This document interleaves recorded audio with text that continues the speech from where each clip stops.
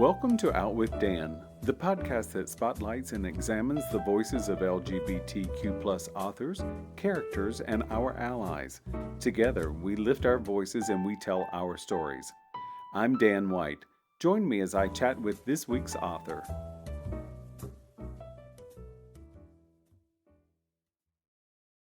Hello and welcome back to Out with Dan. I'm excited to talk to Ashley Winstead about Midnight is the Darkest Hour. Welcome, Ashley.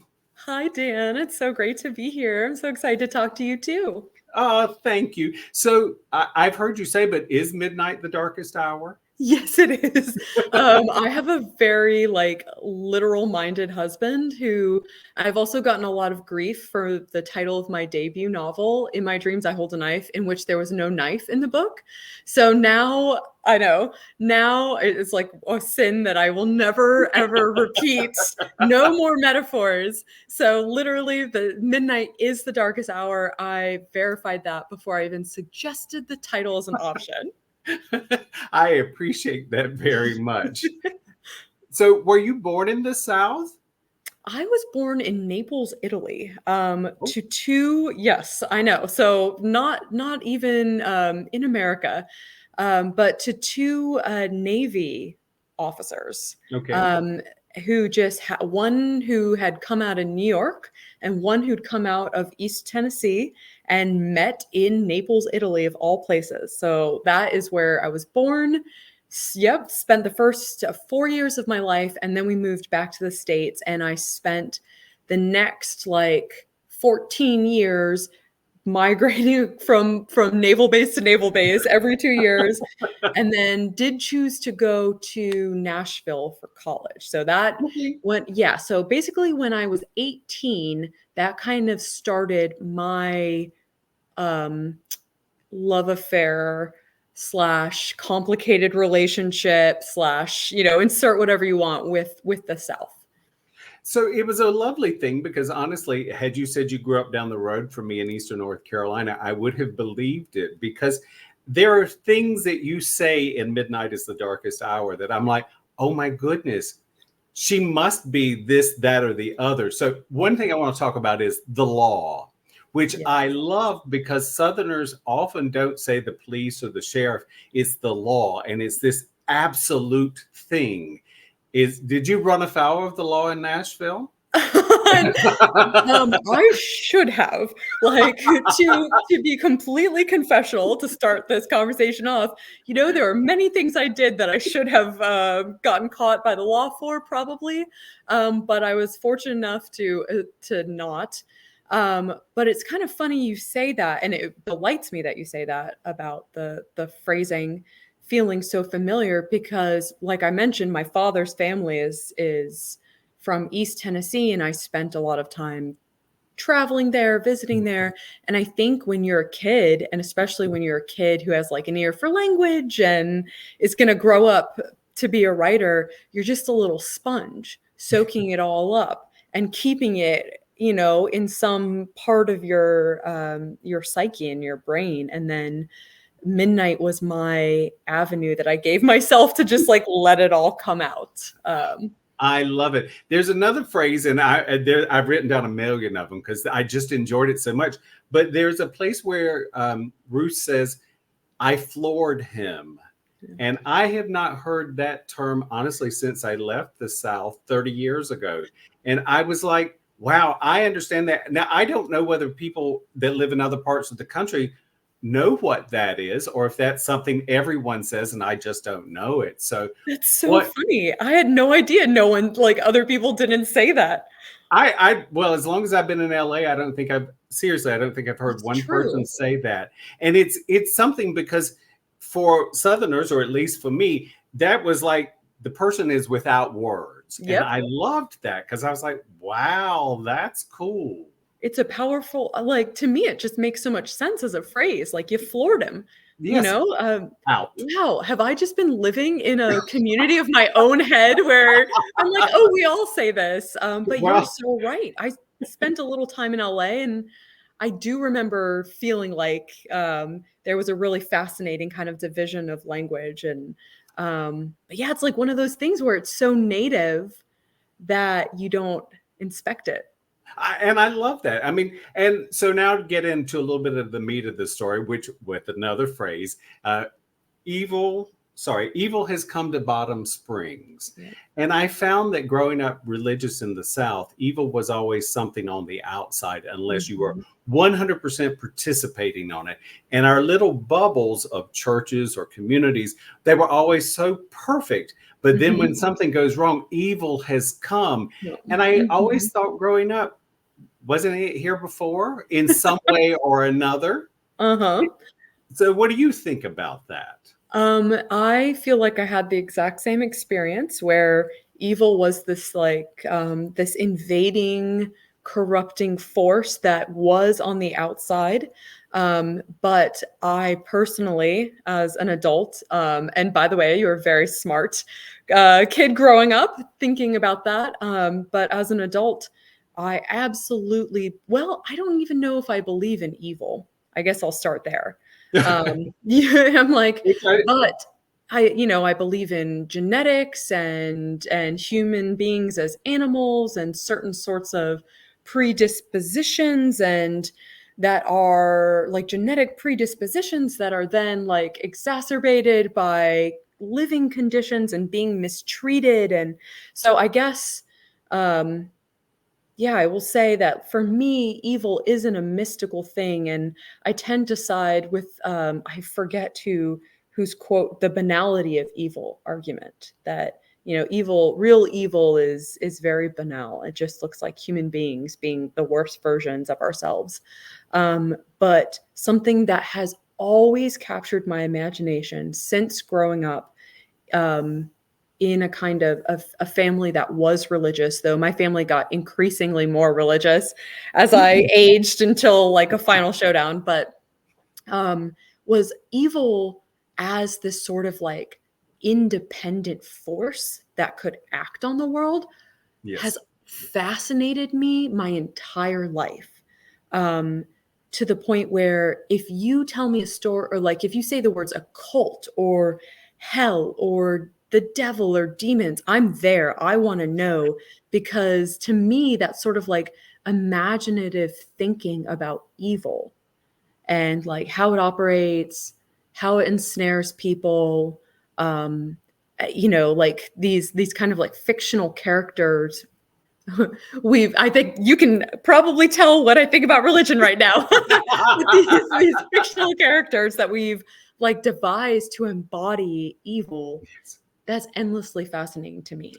It is. And I found that as I've grown up, having grown up religious and then sort of dabbling with it sometimes in my adult life, I'm very spiritual. I'm not really very religious, but I do love to hear when someone wants to tell me about what the devil's going to do. That fascinates me. And I'm never going to argue with you, because I really want to see exactly how far down that rabbit hole will you go. Exactly. And I'm just going to smile and nod. And then, of course, wonder whether I should hide from you from now on. Exactly. I still have 30 minutes in your company and then fleeing.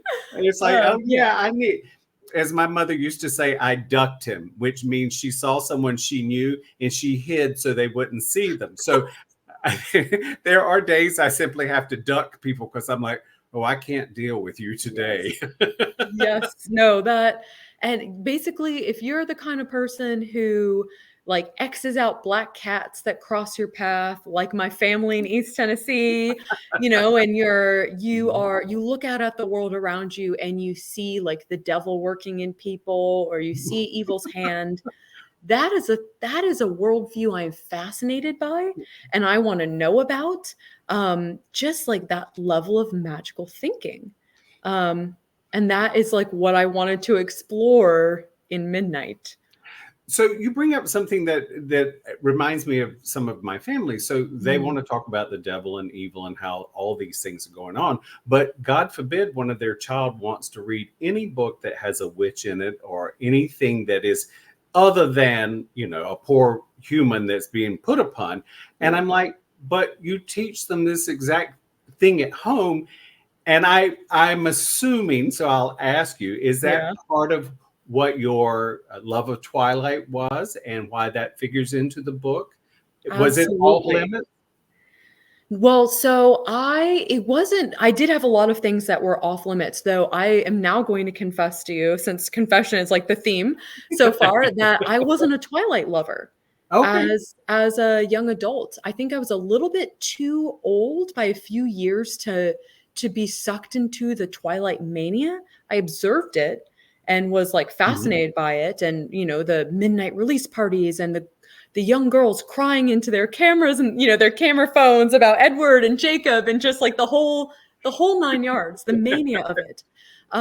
But I was participating in a church that didn't want us to read Harry Potter Okay. because of the occult elements. I myself wasn't allowed to like watch Buffy or any of the things that I really wanted to watch when I was, a young kid. Just none of that was allowed. There were so many things that were off limits. I found, instead of Twilight, my vampire novels of choice were Christopher Pike novels. Okay. And he wrote about this like ancient multi-thousand-year-old vampiress who like begrudgingly has to save the world, even though she's very tired of being in the world.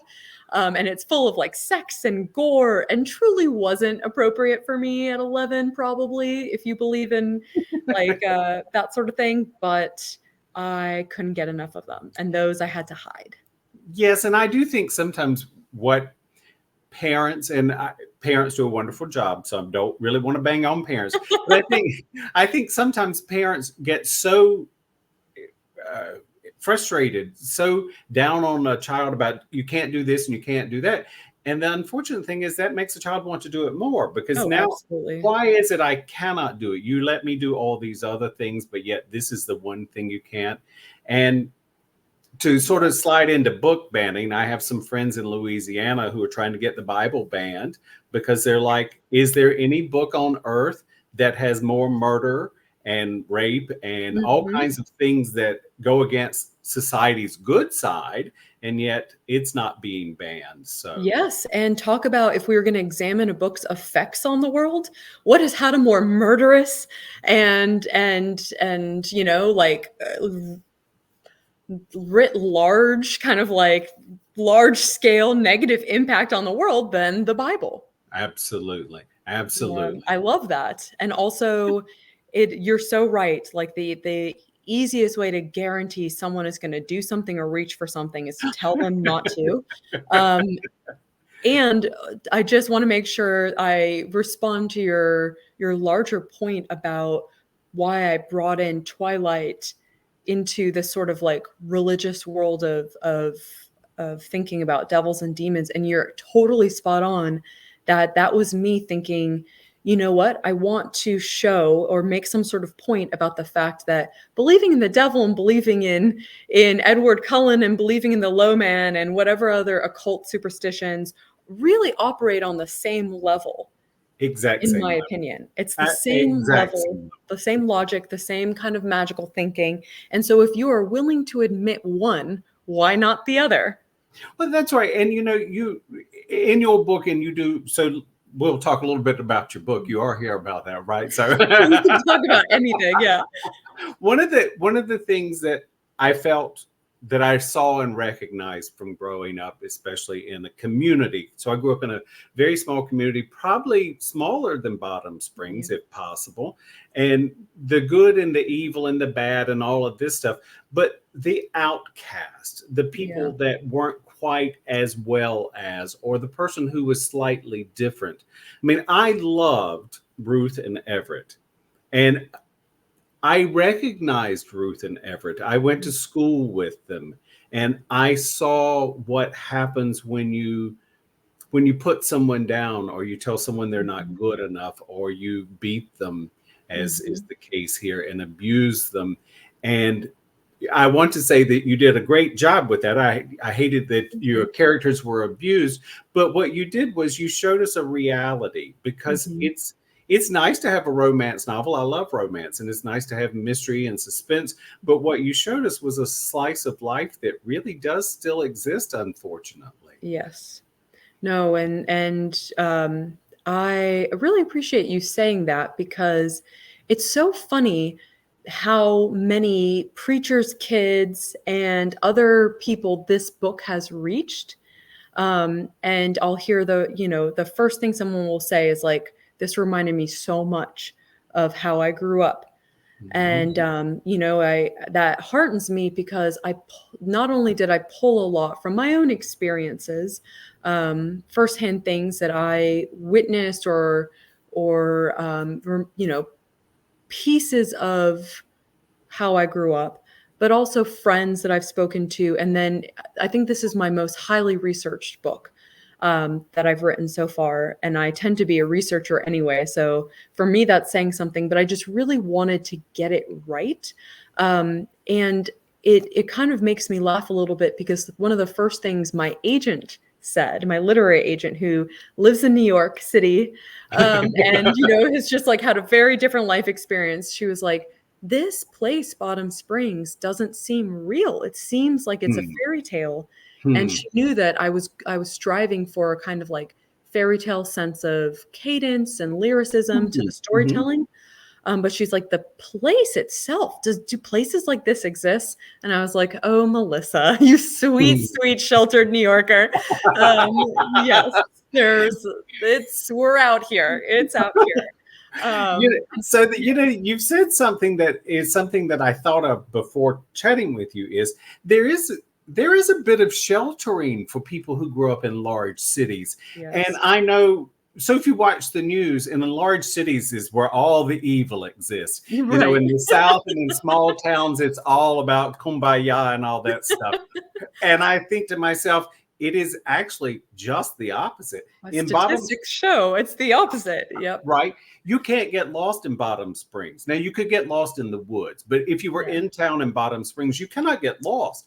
Turns out you can get lost in Houston, Los Angeles, and Manhattan very easily. Yeah. And I think that is something you captured because there is a bit of, especially when you're Ruth's age and Everett's age, there is a bit of desperation to escape.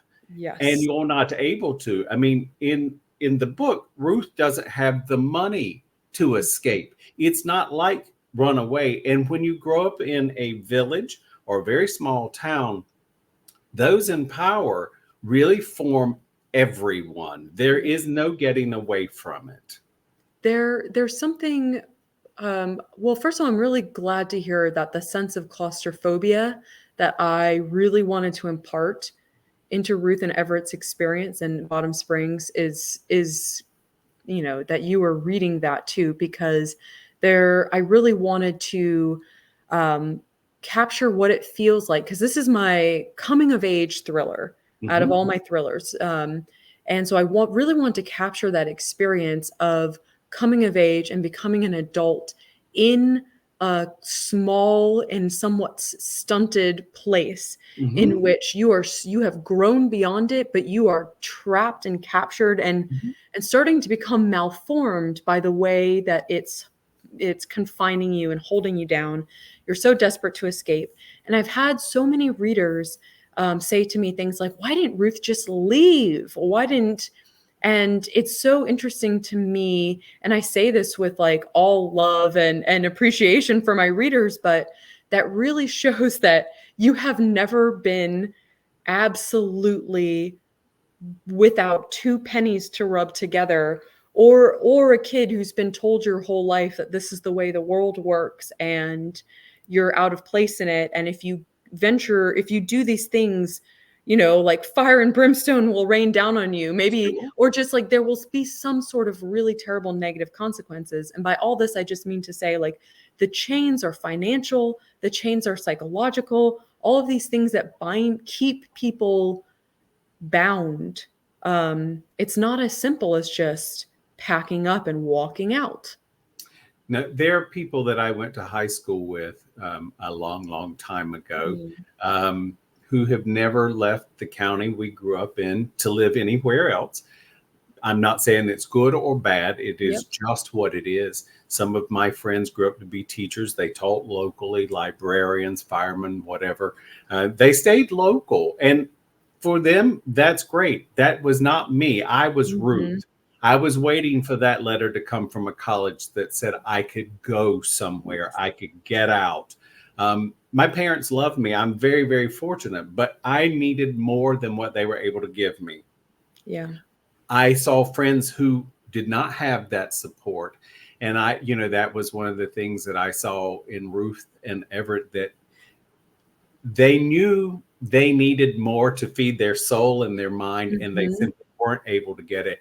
And you captured that in a very heartfelt way, and in a bit of a devastating way, which I hope that's a good way to say it. Oh, I take that as a huge compliment, because I guess that's how I feel about it. So, I feel that way about it too, that it's in many ways devastating. And I think even though I wrote Bottom Springs as this kind of religious church state, sort of, small rural community, I think in a lot of ways I was drawing on my experience growing up as a Navy brat. And when you grow up surrounded by a lot of people who, talk about a closed community, a naval base, right? Yes. And you grow up with a lot of people who don't have a lot of money. I mean, let's be honest about what the military is for a lot of people, which is like pay their escape, their last resort, the only place that'll take them.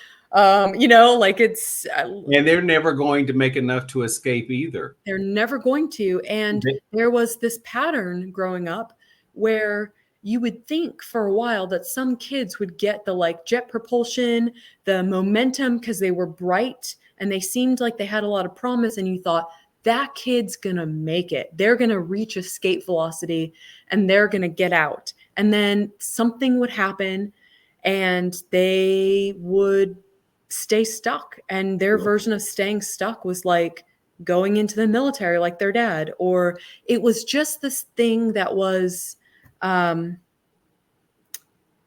don't know. It's just this kind of culture of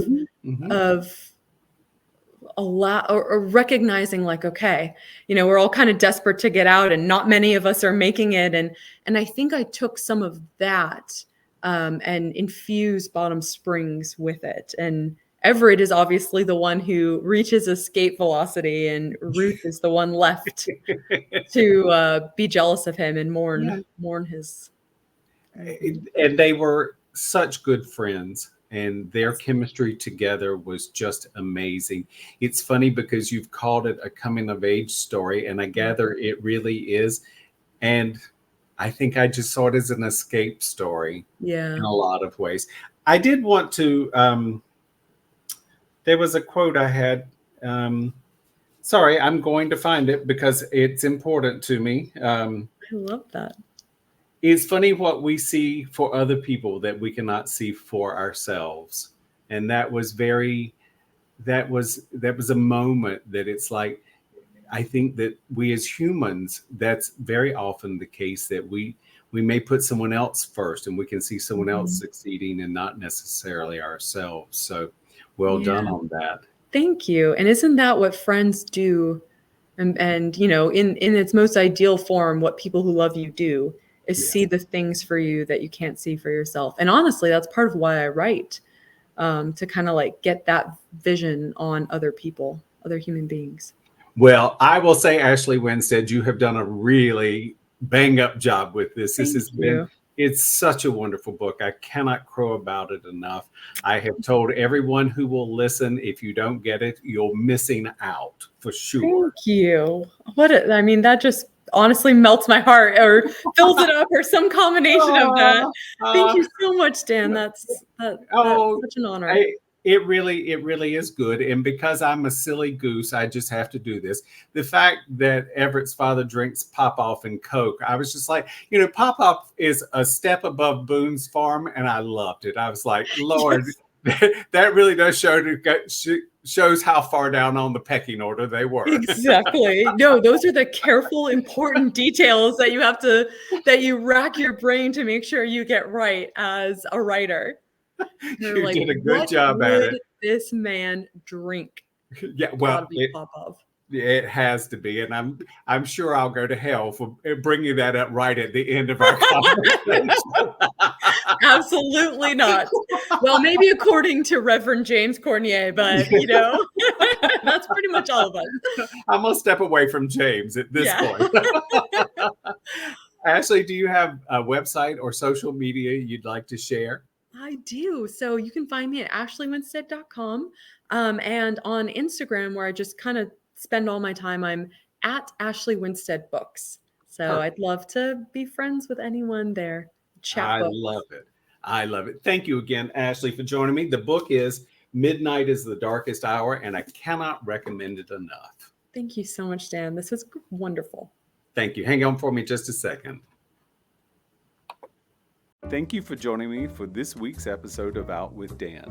You can find more information about this podcast and its host at OutWithDan.com, on Twitter at OutWithDan, and on Instagram and Facebook at GoOutWithDan.